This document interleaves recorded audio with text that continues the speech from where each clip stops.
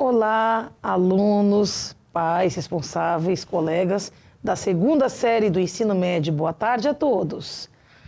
Hoje nós vamos começar com mais uma aula de arte e o tema de nossa aula hoje é material dramatúrgico, diálogos roteirizados e leitura dramática. Antes de nós começarmos essa nossa aula, né, nessa tarde gostosa, eu gostaria de apresentar para vocês a minha convidada mais que especial para a aula de hoje, a professora Maria Fernanda Degan, de Filosofia, que vai estar aqui abrilhantando com a gente a aula de hoje. Boa Querida, tarde, Maria. Eu que te agradeço pelo convite, Marcinha. Pessoal da segunda série, prazerzaço estar com vocês nessa aula de arte. Muito bem. Então, né, por que eu convidei a Mafê, né? Porque tem tudo a ver, né? Teatro, Grécia, Exato. filosofia, né? Então, vamos lá, gente, para a habilidade da aula de hoje. A habilidade que nós vamos ver hoje é reconhecer o desenvolvimento das poéticas pessoais em intervenções cênicas, coreográficas, sonoras e visuais. E quais são os objetos de conhecimento, ou seja, aqueles conteúdos que a gente dá aquela aprofundada para atingir aquela habilidade? Vamos a eles?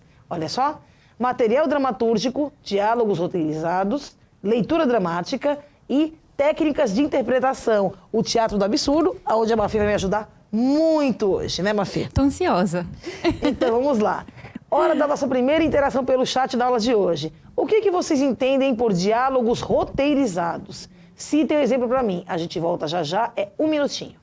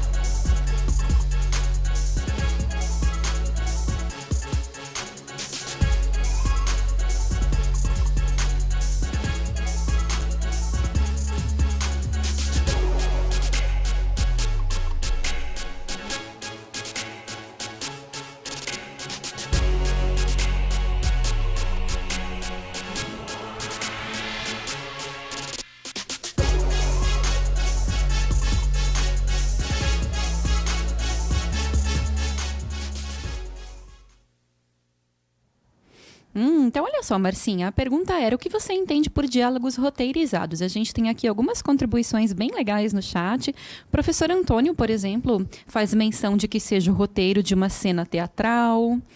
A professora Palmira coloca que podem ser diálogos que seguem assim uma ordem pré-estabelecida.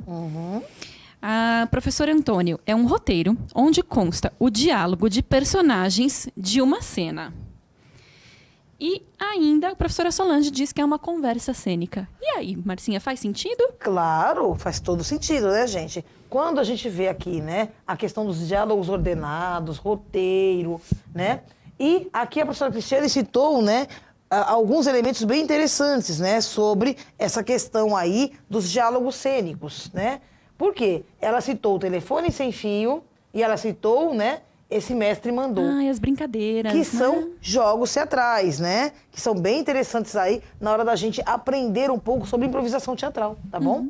Viola Spolin, né, discípula de Stanislavski, ela cria, né, toda uma questão, né, para poder ajudar a gente nessa questão de entender, né, as técnicas de interpretação através, né, dos jogos teatrais, tá bom? Olha só. Então, gente, agora a gente vai falar, né, um pouquinho sobre o que é o material dramatúrgico. Observe que a gente tem aí, né, nessa imagem, um trechinho de um texto teatral, né, que seria um trechinho aí, né, de uma peça do Shakespeare, né? No caso, a Megera Domada, tá bom? É uma das primeiras páginas, da Megera Domada. Observe, né, gente, que o texto dramático, né, ele é por excelência um material dramatúrgico e ele tem algumas peculiaridades. Ou seja, ele é sempre separado, né, em rubricas, né? Você tem ali, na verdade, ele é separado em diálogos, né? Você tem sempre os diálogos entre atores, né, e personagens, tá bom? Então, é o tempo todo, né? Você tem lá os travessões, né, de fala, você tem lá os diálogos. E na frente você tem a indicação de quem é o personagem que está falando naquele momento. Então, o texto teatral, ele é um diálogo, tá? E é claro que no meio desse diálogo aparecem também as rubricas do autor, que é justamente aquelas indicações, né, que a gente geralmente aparecem em itálico, tá? Ou entre parênteses, que mostram justamente a ideia do autor, ou seja, mostra um pouco da marcação de cena. Ah, o personagem X, ele sai, né, do quarto, ou o personagem Y anda até a mesa e pega o telefone. Então isso aparece escrito, né? Isso a gente chama de rubrica. E também, né, aquela rubrica primeira introdutória que dá para, né, o encenador uma dimensão de como é que vai funcionar a questão de localização de cenário. Então aparece lá uma descrição básica, né, simples do cenário, e aí as outras coisas que vão concorrendo ao mesmo tempo, tá bom? E, né, gente, quando a gente fala de esquete teatral, a gente está falando do mesmo tempo de texto dramático, tá? É o mesmo tipo de texto, a diferença é que ele é mais curtinho, tá bom? Ele não tem, né, não sei quantos atos, né, cento e tantas páginas como a Megera Domada do Shakespeare. Marcinha, uma esquete, ela precisa necessariamente ser cômica ou não? Não. Esquete é todo tipo de texto teatral curto, né? A gente fala esquete é como se fosse uma cena. A peça inteira, ela tem o tempo de duração de uma cena. Ela pode ter de 2, 3 até 5, 6, 10 minutinhos de duração. Legal. Ou menos, geralmente menos. Quanto mais curta, né, melhor, tá? Porque a ideia é justamente mostrar de forma sintética a ideia que você quis transmitir naquele momento. Legal. Tá certo? Então, gente, quando a gente vê aqui, né, Sonho de uma Noite de Verão, por exemplo, observe que no bardo, né, que era a língua de Shakespeare, tá? Na época, né, na Inglaterra, você tem uma questão interessante. O Shakespeare, as peças dele, as obras originais, elas eram em verso. Então, além de ser diálogo, os diálogos eram versados, tá? Justamente por quê? Por toda uma questão de métrica, tá? Na hora de interpretar. Então, muitos artistas declamavam como se fosse uma poesia, outros cantavam como se fosse uma pequena ópera, enfim, né? Haviam várias formas já naquela época de interpretação diferentes para as obras de Shakespeare, ok? Olha só, vamos lá, isso é uma curiosidade, tá? Então, vamos lá. Vamos falar um pouquinho dos diálogos roteirizados. O que é um diálogo roteirizado? É um diálogo que já está todo escrito ali? Você pega o texto, ele já está tudo pronto? Não, não é. Diálogo roteirizado funciona da seguinte forma.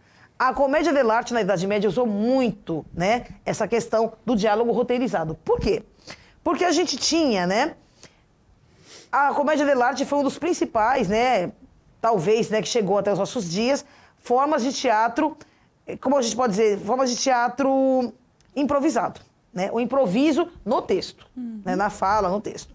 Então, por que a gente fala que ele era roteirizado? Porque existia na cabeça dos atores, né, dos saltimbancos, já existia todo um roteiro, tá? E eles seguiam esse roteiro, né? E o roteiro geralmente falava de partes da história. Então, na primeira cena, sei lá, a mocinha encontra o mocinho. Na segunda parte, o mocinho convida a mocinha para fugir com ele e casar. Na terceira parte, o pai descobre tudo, entendeu? Então, já tinha um roteiro, tá? Né? Amor de Donzela, Olho Nela, é mais ou menos parecido, né, com esse roteiro que eu estou falando para vocês, tá? Então, foi só uma peça que eu lembrei aqui para a gente entender um pouco essa questão.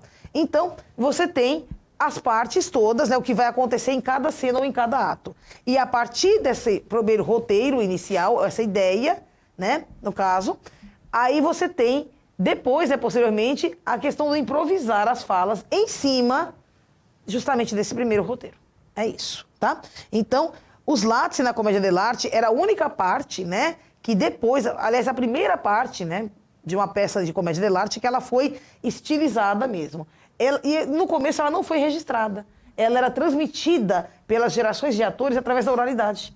Então você tinha o Lazzi do Capitano, você tinha o Lazzi do Pantalone, você tinha o Lazzi do Arlecchino, tinha o Lazzi do Dottore, né? Então, esses Lazzi, na verdade, eles funcionavam como o que a gente chama de bife no teatro convencional, que é aquele texto monólogo gigante, onde o artista dá referências de como ele é, da sua personalidade, de quem ele é, né? A identidade dele.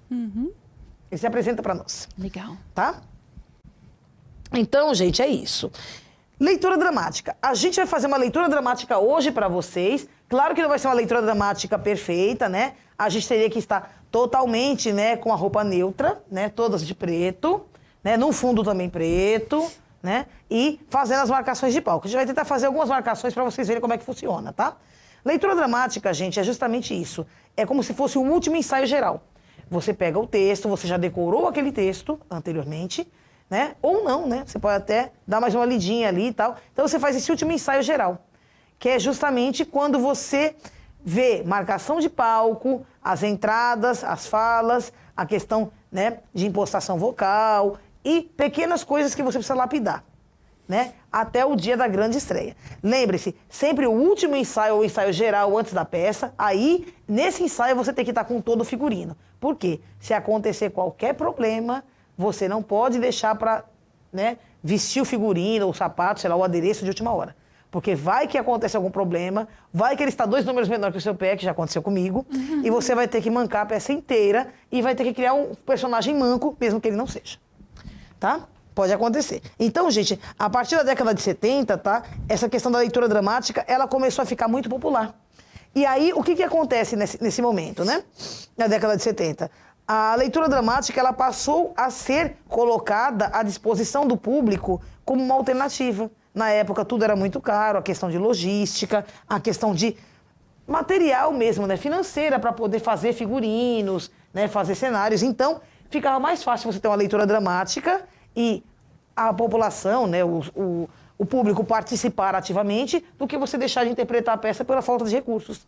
E foi a partir então, né, justamente por causa das crises econômicas que a gente teve na década de 70, né, que começou então a ficar muito popular e muito comum essa questão de leitura dramática como interpretação teatral para ser vendida ao público também. Tá? E a preços bem mais módicos, né? Porque não se gastava tanto para produzir, né? Exatamente, né? O que deu, aí possibilitou, né, que o teatro ele pudesse ser mais popularizado, né? Isso. Mais pessoas tivessem acesso a ele, tá bom? Então, gente, o que é vivência ou imersão em teatro? Cite um exemplo para mim, a gente volta já já, é 1 minutinho.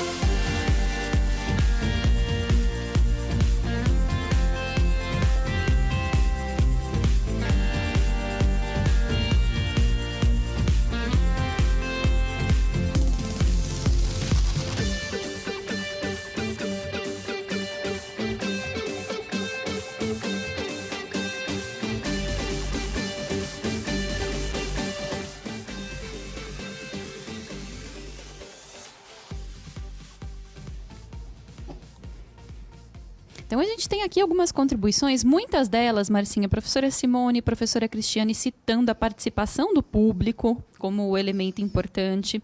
A gente tem a Pro Cristiane, traz os jogos teatrais, lembra também da interação do público. A professora Ana Paula diz que uma vivência em teatro pode ser interativa ou não. O professor Antônio pergunta se, de repente, um animador de festa infantil pode ser considerado imersão em teatro. Olha só, gente, todas as ideias que vocês deram, né, estão super válidas, todas elas têm muito a ver, né? Assim, o que, né, a gente entende, né? Aqui o professor Antônio foi até bem poético, né? A vivência, o viver para o teatro, né? O inspirar, respirar teatro, tá? Tudo isso faz parte, sim, né, da questão da vivência ou da imersão. Mas o que seria essa vivência ou imersão? Seria o chamado laboratório, que é quando você finalmente, você vai se inserir dentro da questão, você vai fazer parte daquele processo, né? Então, gente, a pesquisa de campo é sempre a imersão. Então, quando eu faço o laboratório teatral, eu tenho que interpretar um personagem cego.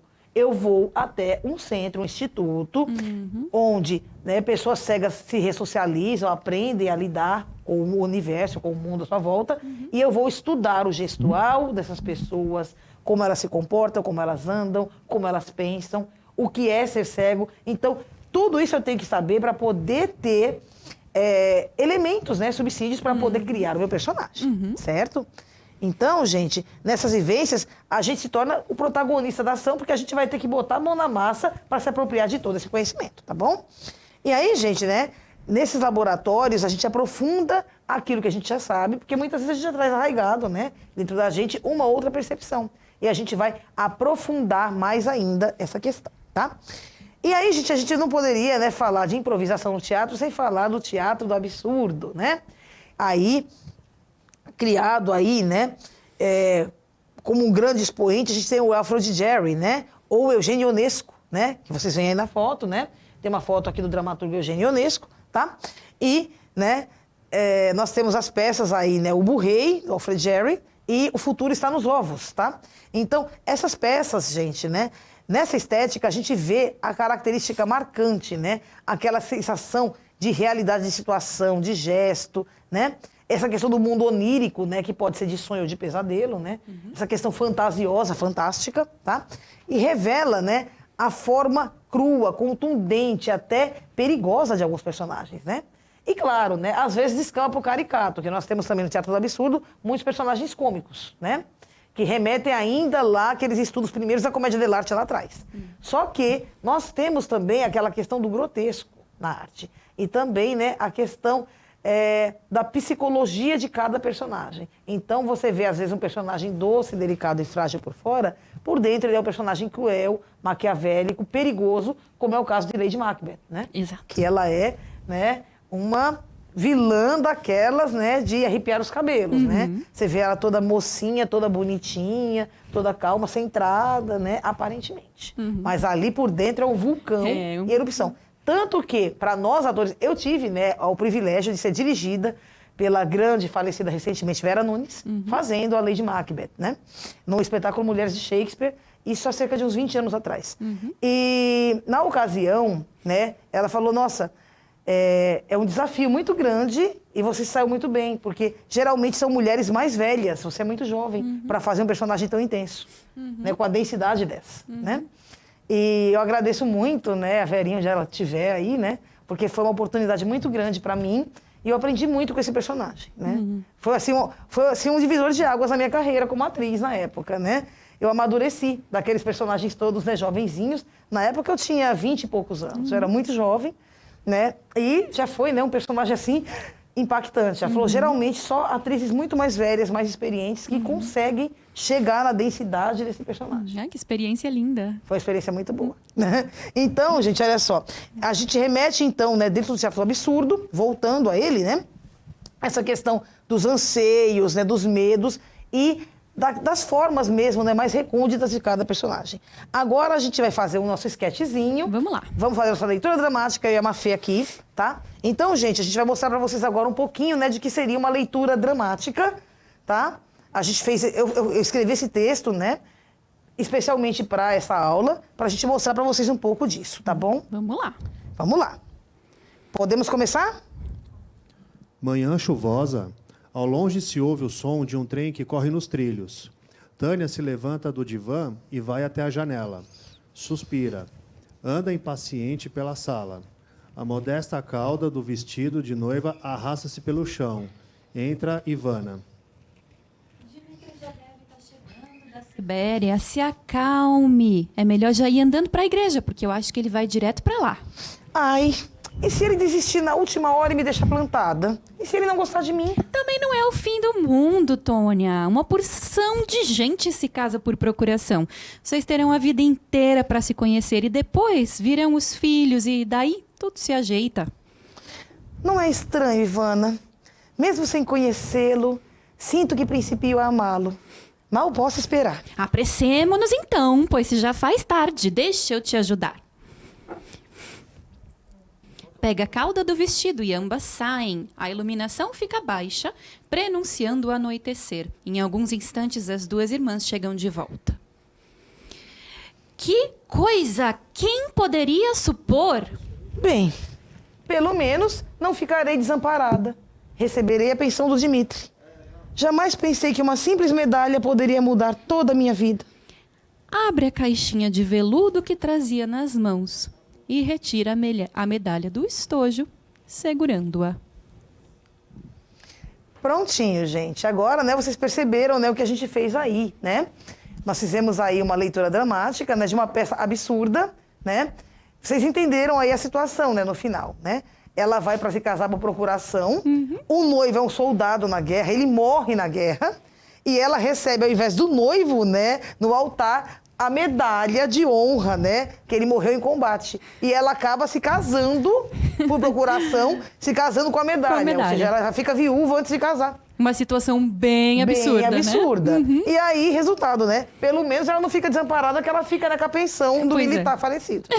Bom, então, gente, como desafio para essa aula, a gente vai fazer uma pesquisa na internet, no que vocês tiverem à mão, livro, jornal, revista, e façam um comparativo entre as características de peças teatrais antigas e atuais. Em um momento posterior, escrevam um esquete curto, como o que a gente fez agora, né, para teatro, se baseando nas técnicas do teatro do absurdo, que são situações hipoteticamente absurdas, como a que a gente viu agora, e, se possível, gente, gravem essa leitura dramática de vocês em vídeo e compartilhem com seus colegas, professores, enfim, tá? Então, gente, né, nessa aula aqui a gente aprendeu um pouco sobre o quê? Material dramatúrgico, que é diálogos roteirizados, leitura dramática, vivências em teatro, o teatro do absurdo e o nosso esquete, né, para teatro do absurdo, chamado A Viagem. Gente, muito obrigada a todos vocês. Retomando a habilidade, hoje nós trabalhamos com a habilidade de reconhecer o desenvolvimento das poéticas pessoais em intervenções cênicas, coreográficas, sonoras e visuais. Obrigada a todos vocês. Vai aparecer agora na tela o QR Code para que você dê aí sua sugestão, sua dica, né, sobre o que você acabou de assistir na nossa aula. Muito obrigada, Mafê, por aceitar nosso convite. Obrigada a você, Obrigada a vocês todos em casa. E a gente se vê. Até a próxima aula. Tchau, tchau.